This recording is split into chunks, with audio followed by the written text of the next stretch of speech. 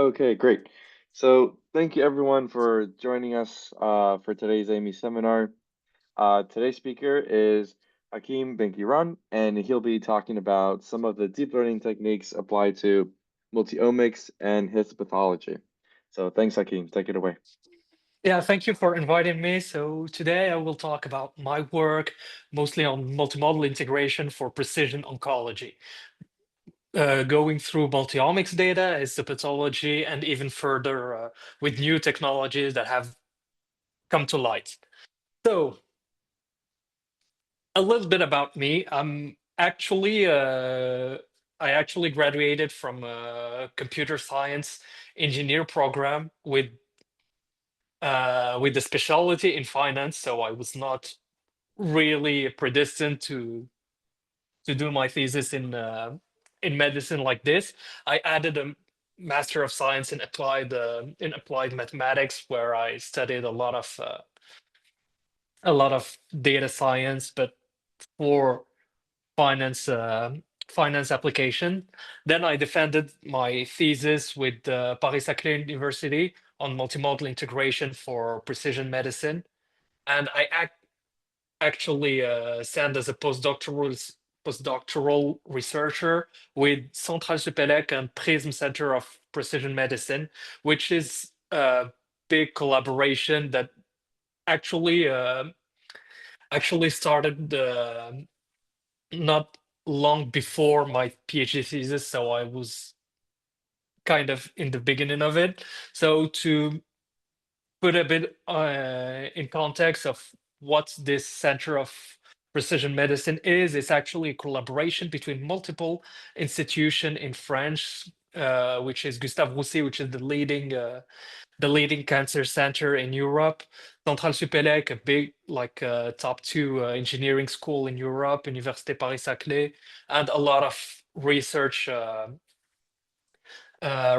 organizations. And this collaboration is mainly multidisciplinary and focus on multiple subjects like molecular and biological profiling, artificial intelligence and data integration in general, personalized medicine, etc. So my work actually focuses on the second part of this collaboration, which is artificial intelligence and data integration.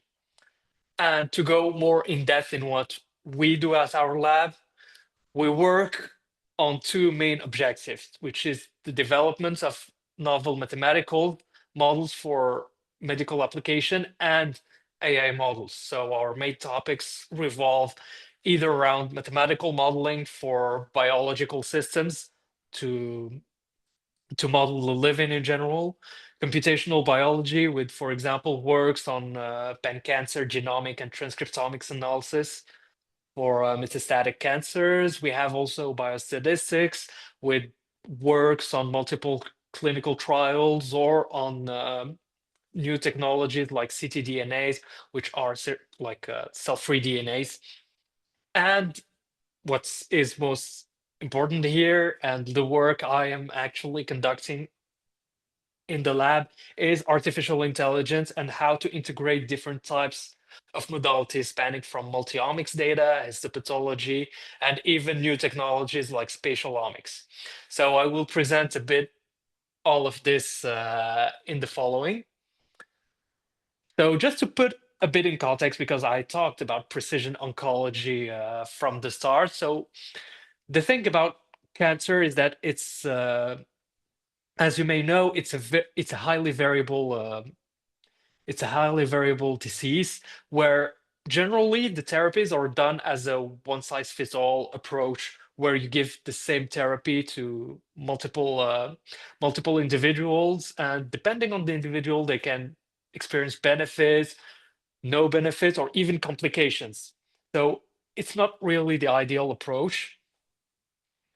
What would be ideal would be to have tailored therapy per individual or group of individual. This is what we call precision medicine. So it's about tailoring therapeutic interventions to the individual molecular features of a patient. So the idea is to be able to grasp the uniqueness of a patient profile in order to advise a specific treatment that will work for this patient. But as you may know, there is a problem because the biological system, if we want to be able to capture the uniqueness of an individual, we need to be able to capture the uniqueness of the biological system, which spans in a lot of different levels, spanning from the patient level with clinical data, the cell level with histopathology, to even deeper level in the biological system with the RNA or the DNA. So the work I did during my thesis, and I continue doing actually, is trying to integrate all those different points of view thanks to deep learning methods in order to create unified representation of a patient that would then lead to either treatment recommendations or patient stratification or risk evaluation.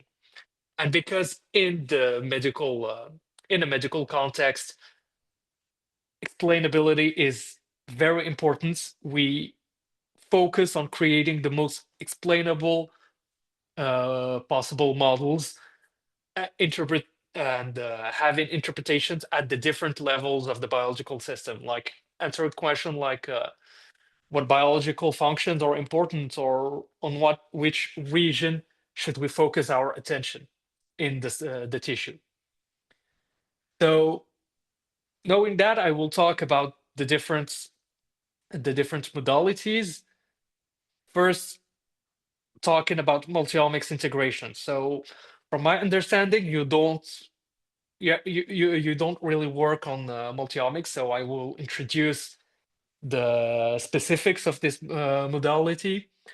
So here the idea is that we have different levels of omics expression, from the genomics, from the DNA to the RNA to the protein. And the idea is to build an optimal way to integrate those omics data into a common representation that then can be used for downstream analysis like clustering, classification, or survival analysis. So when we talk about multi-omics data, we talk about different types of data. What we will focus here on are genomics data that actually focus on identifying genetic variants of disease response to treatment or future patient prognosis.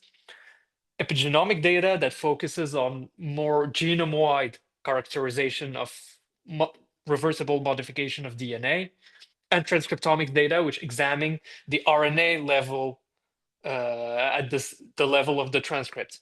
And each one of those type of data give birth to multiple data. Like for example, genomics gives us mutations or copy number variation.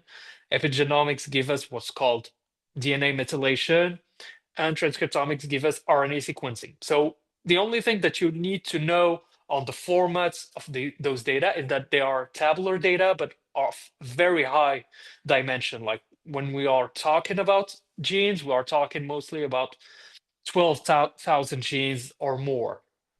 So we have a high problem of dimensionality, as we don't have a lot of patients, but we still have very huge dimensions. So being able to integrate these types of data are mostly is actually a challenge in bioinformatics and artificial intelligence in general. So a way to see that is to try to the idea is to try to look at a good strategy for integrating this omics data. And when we talk about multimodal integration, we talk about three main strategies. The first one being the early integration, where the idea is very straightforward. We take all the modalities, concatenate them into a single vector, and then input them into a model. So the advantage of this method is being very simple to implement. But the problem with this type of approach is that we create a huge imbalance between the source, either being because of their dimensionality, if we don't consider the same level. For example, if at the RNA, we're working at the transcript level. We have more features than if we worked on the gene level. So we may have a huge imbalance because of this. We may have a huge imbalance in terms of signal because, as you may understand, different omics data don't represent the same biological functions. So depending on the task, we may have more signal in the RNA-seq than in, for example, mutations, which may create more imbalance with this integration strategy. Second, we have late integration, where here each modality is inputted into its own model, and then the outputs are then aggregated. So here, the advantage of this method is being able to respect the specificities of each modality because each one has its own model. But the disadvantage is that it doesn't take into account the interactions between the sources. And this is the most important part we want to see when we are doing precision medicine, is the interactions between the different levels of the biological system. So late integration can't do. And when we talk about multi-omics, the most common strategy that is used is joint integration, where here we jointly train all modalities to interact by creating sub-representation before the aggregation. So here, the advantage is that it correctly models the interactions between the modalities. But the problem with this method is that all the modalities are integrated the same way, without respect of multimodal modality specificities. I will show the problem of this a bit later. Here, for example, we take a simple task of taking ovarian subtype classification. So we have multiple subtypes of ovarian cancer, and we want to be able to classify them. And here we see that with joint integration, we actually have better results by taking only RNA data, and not by combining it with the copy number variation genomic data. So this is a bit counterintuitive, biologically speaking, but we may say that maybe transcriptomics data have all the information we need for this particular task. However, we can show that we can actually go further with better integration techniques that we will show later on. And if we want to have a grasp of what actually happens, we can take a look at the loss. Here we can see that if we integrate copy numbers only and RNA-seq only, we see that copy number variations are actually converging much slower than RNA-seq data. The result of that being that the joint integration mutual loss actually will mimic the RNA-seq loss, because it's found a local minima before even letting time for the copy number to converge. And then we only have the signal of the RNA-seq data showing, and the CNV is only acting as a white noise for this data. So this motivated us to try to look at better ways to integrate these types of data by both jointly have the advantage of joint integration by jointly integrating the data, but also having the advantage of the late integration, which respects the specificities of all modality by having them on their own model. So this has led to a publication in PLOS Computational Biology, where we conceived the customics model, which is for customizable omics integration, where the idea is to build a new strategy for integrating multi-omics data. And this strategy is actually very straightforward. It consists of two different phases, where the first phase in the first phase, each modality is trained to trained thanks to a VAE to find its own representation, so that it acts like a normalization step at the first phase, and then during phase 2 we just unfreeze the central encoder and jointly train all the representation. So here, as I said, phase 1 will act as a normalization step to only aggregate comparable spaces, and we'll still respect the modality, the specificities and the rhythm of each modality, as it will let time for each modality to converge independently before making them integrate jointly. So this has led to a lot of promising results and good results, showing that we have better integration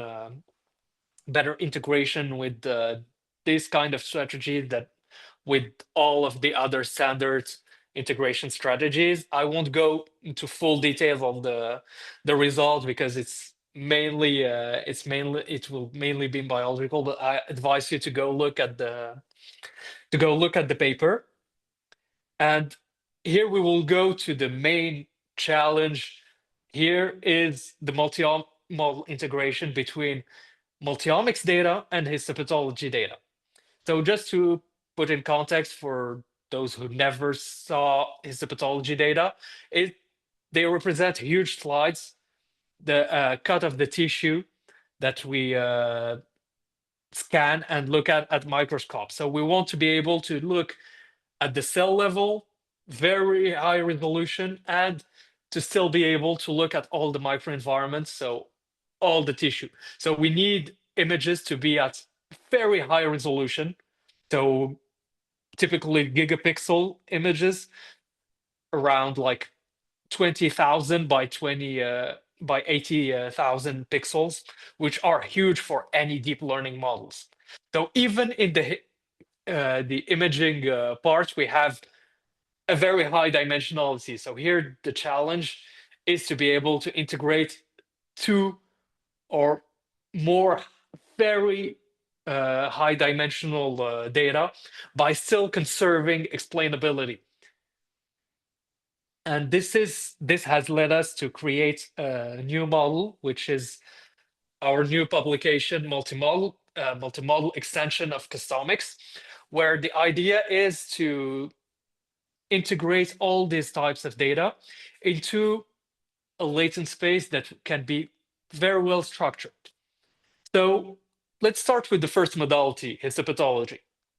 So here, the idea is to take our slide, our tissue, we'll divide them into different non-overlapping patches, and then we will perform some clustering on those patches. This clustering will define regions of the histopathology that were later on validated by pathologists, by clinicians and pathologists, showing, like, for example, a tumoral region or a region that is linked to the stroma or necrosis or different phenomenon that can happen in the tissue microenvironment. So here, for each region, we create one embedding that summarizes the region, and so that we have one embedding per spatial region. Then we try to do the same for the omics field. And when we are talking about molecular data, we can talk in terms of pathways. So pathways are biological functions. Each gene has because each gene have specific biological functions. So we can try to divide the genes the same way as we did for histopathology, but functional by functional groups that we call pathways. So here we divide each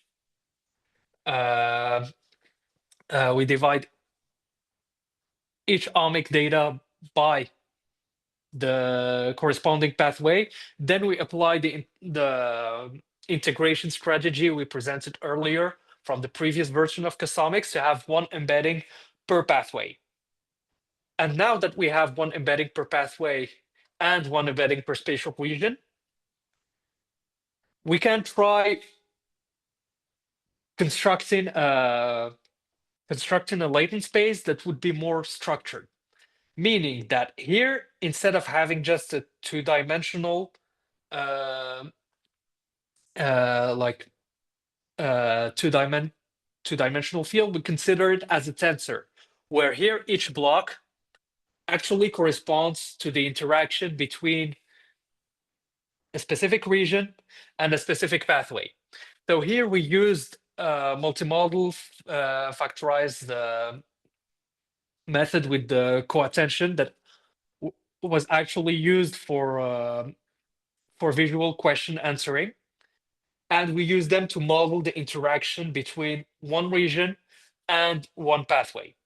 So here we would have different, in our final latent space, tensor block, where each block is the representation that revolves from the interactions between one region and one pathway. So that once we have this, we can easily track the interactions between the spatial regions and the biological functions.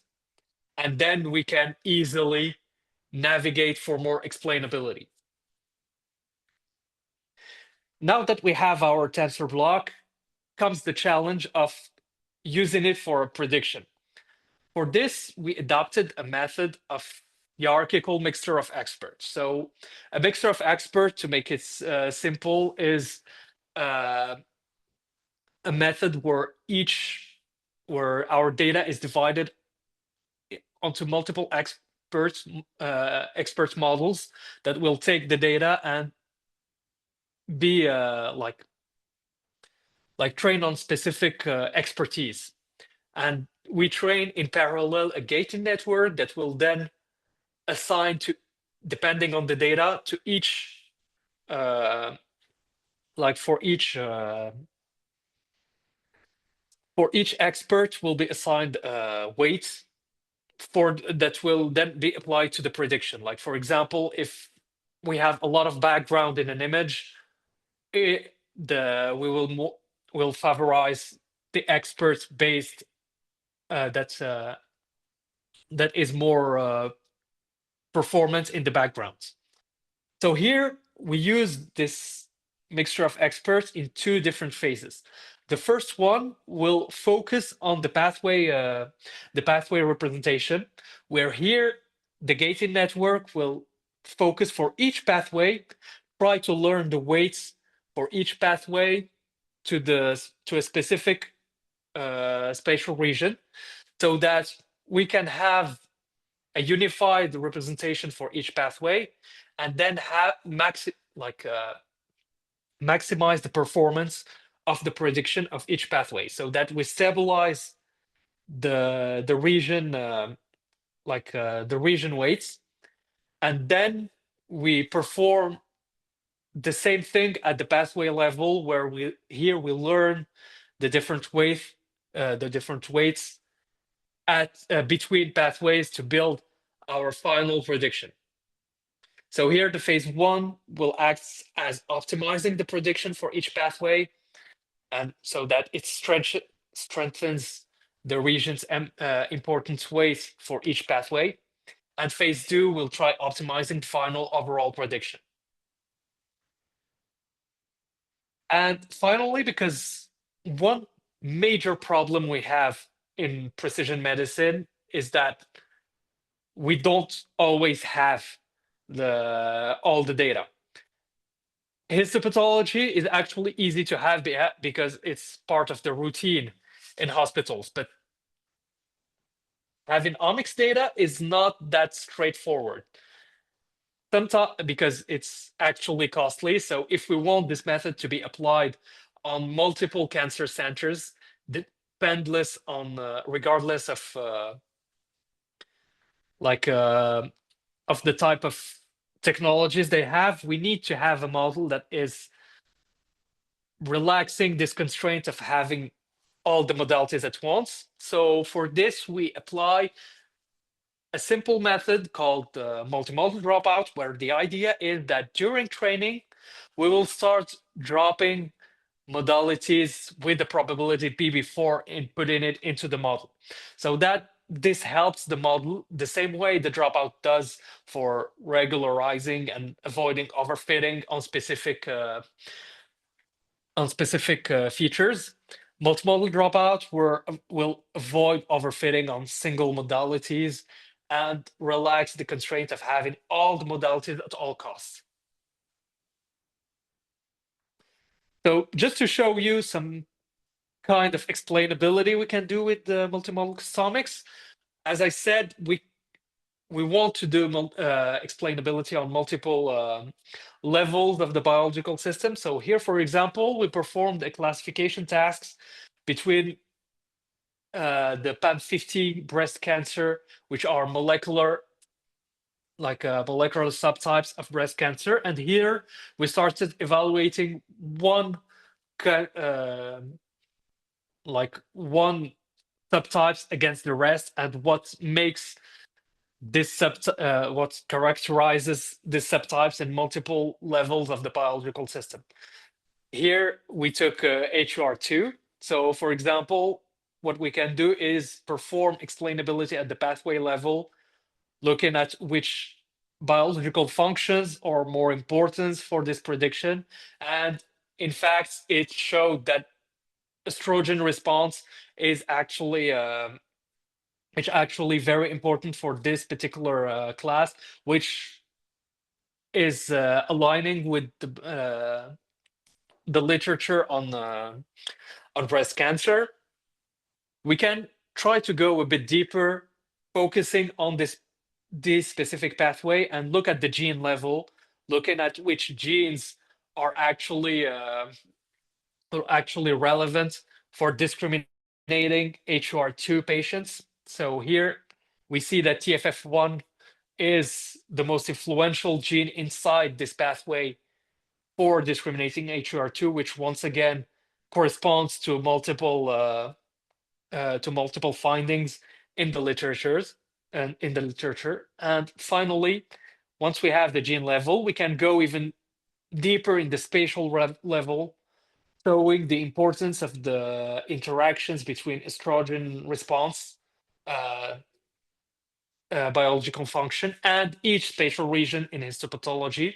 So here, the redder the region, the more vivid the interactions. But here, even pathologists can't really seem to have clear explainability with just attention heat maps like this.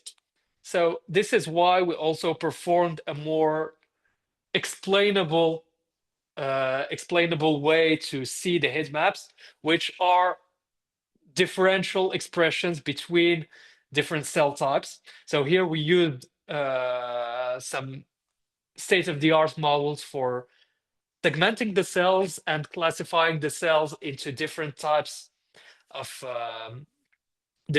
cell, either tumoral lymphocytes or necrosis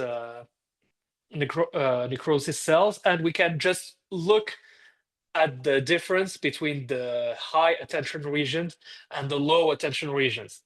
This shows us that, for example, the high attention regions for the interactions between estrogen response and the spatial tissue show more abundance of tumor infiltrating lymphocytes, which once again accords with the literature comforting us in the fact that our multimodal customics manages to output relevant explainability results. And I advise you to go look into more details in the preprints of multimodal customics. So another technology that I want to talk about, and that has been at the core of my recent work, is our spatial omics. And the interest of spatial omics is actually to go look at different kind of expression inside the tissue. So here, instead of just having the histopathology slide, we have for each cell, we are able to have the RNA sequence for each cell, because what we talked about during the two previous sections were what we call bulk RNA-seq. So we take a fragment of a tissue, and the expression we have is the overall expression inside the whole tissue. So we wanted to see this whole expression at the level of the patient, what it actually represented. But with recent technologies, and this is a very trendy topic, actually, is having spatial localization of each expression of each gene. So for each cell, we have the expression of the multiple transcripts, so we can have the expression of different genes for each cell. So it's kind of impressive, but it raises a lot of challenges, being batch effect, being high dimensionality inside the slides, and how one major problematic is how to characterize spatial regions.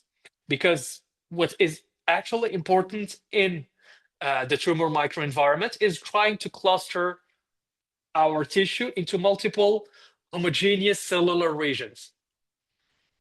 So this is what we call a spatial domain or niche, which is a localized cellular microenvironment within the tissue. So by studying these different niches, we can study what the microenvironments inside the tissue look like, and that which can give us new signatures and new characterizations of cancer for precise at the level of the cell, so that we have very high resolution characterization of a patient for precision oncology. So the problematic for this is which implication for tissue functions or disease progression does those niches have. So to do this, we need a good model to be able to detect and assign those spatial regions. And this is the work I have done with some of my colleagues. So the problem with existing tools for spatial omics is that first, it fails to identify cross-slide spatial domains because of um very high batch effects. So generally, what happens is that we want to study different slides, so different tissues at once. But when we train the model on those different tissues, it can't seem to assign the same type of spatial domains between between the different cells, between the different slides, due to this huge batch effect, because the slides are very different from one another. The second problem is that the standard method are actually unsupervised, so they depend mostly on external tools to do batch effect correction or to do the clustering. So we need to apply the models like CEDR or Stagates, then apply batch effect correction, then apply clustering, which can be very, very time consuming, especially when we have a lot of cells.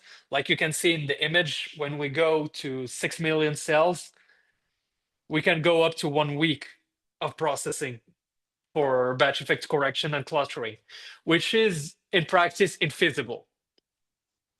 And many studies are actually, the third problem is that many studies are actually composed of different gene panels, because now it's, as spatial transcriptomics is still a very new technology, there is no actual golden standard between the different machines that generate this kind of data. So each technology have their own gene panel, so they study different genes, And as the technologies are evolving, we will have new gene panels, and the actual method will always need to be fail short to generalize to these new panels. So this is why in our most recent work, we try to build a new model that can alleviate those three problems. So we created with a colleague of mine, Novae, which is a graph-based foundation model for spatial transcriptomics, where the idea is to be able to create robust cell embeddings that will help us assign robust spatial domains, regardless of the gene panels, regardless of the batch effects between the slides. So here, what we do is we use SWAV to actually learn prototypes that will serve as our spatial domains, and that during inference we can assign to specific slides.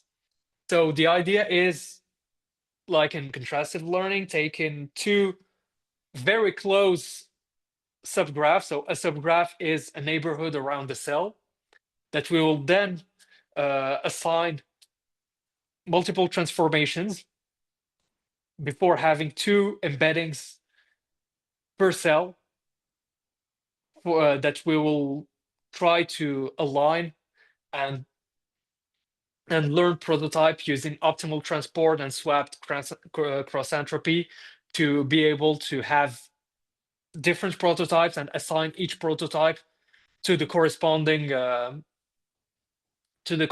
cell inside the slide, so that we have a unified way to both do clustering, batch effect correction, and learning the cell embedding, so that we don't need to rely on external tools. And one advantage of being able to deal with the different gene panels is that we can even do zero shot spatial domain prediction.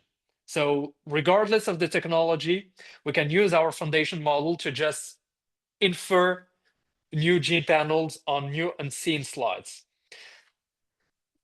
And we can also do batch effect correction of spatial representation inside the model.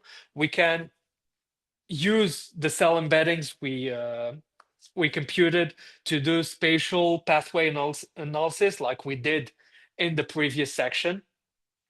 We can also do like spatial variable genes analysis, etc. And one other advantage of being able to integrate different types of technologies is that we were able to create a unified data set and train Novae on this data set using three different main technologies, which are Cosmix, MERSCOP, and Xenium, with different gene panels, which had the advantage to increase the number of cells we train on to 30 million cells in our database to be able to train the Novae model, which is available, of course, in Hugging Face for zero-shot inference on spatial transcriptomics data. So just to give you a small a small look of what Novae can do, we applied it on two different cohorts, a breast cancer cohort, which has 2 slides and 2 different panels, and the colon cancer, which has 5 slides of 3 different panels. And here we see that consistently Novae is able to perform way better than the other methods, being either for better cross-slide homogeneity, what we said about assigning the same types of spatial domains for multiple slides, and better domains continuity, which means more very coherent domain within slides. And one other interesting result is when we compare in terms of times of executions. Like we said, Novi is able to get rid of all the necessity of having to do harm batch effects correction and clustering after the training of the model, which means that Novi is much faster when even when we scale up in terms of number of cells. So if we have like 1 week for a standard method that applies harmony and then mclust for clustering, Novi can only do it in 10 seconds, which is quite impressive when we consider the number of slides we will need to process by the time the technology becomes more mature. And just to give you a rapid overview of what Novi niches look like, here we can see that we have the same kind of niches in both slides. So we have coherence between the MERSCOP slide and the Xenium slide, even though they aren't the same technology, they aren't the same gene panels, but we still have coherence in terms of spatial domains, which will help a lot biologists analyze those domains across different slides. And to give you an example, here's the best standard model actually. So here we can see that we don't have coherence between most of the niches that are represented, and this is due to a very huge batch effect between the two technologies. So here we can show that by leveraging the fact that we are technology invariant, we are able to deal with this batch effect much more efficiently. So to sum things up a little bit, we have different new steps of handling multimodal fusion. The first one is to be able to handle more efficiently missing modalities, not just with multimodal dropout, but with more advanced methods, like for example, mask autoencoding or contrastive alignments. Another possibility is also being able to enhance the multimodality fusion we saw in the first two sections, thanks to spatial omics, because spatial omics is actually incredible because it gives you the histopathology slides and the corresponding per cell expression of the RNA-seq, which means that we have gene expression at the level of the cell, and that we can just train using this as a ground truth to better enhance multimodal fusion. And of course, with collaboration with the clinicians in Gustave Roussy, try to explore novel spatial biomarkers and novel characterizations of cancers, thanks to the multimodal signal we now have with the different methods I presented in this presentation. So thank you for your attention. I just wanted to acknowledge some of my collaborators, either in Centrale Supélec or Gustave Roussy or in the Dana-Farber Institute, where I did part of my PhD thesis. So thanks a lot, and if you have any question, feel free to ask. Great, thanks, Hakim. Let's give Hakim a virtual round of applause.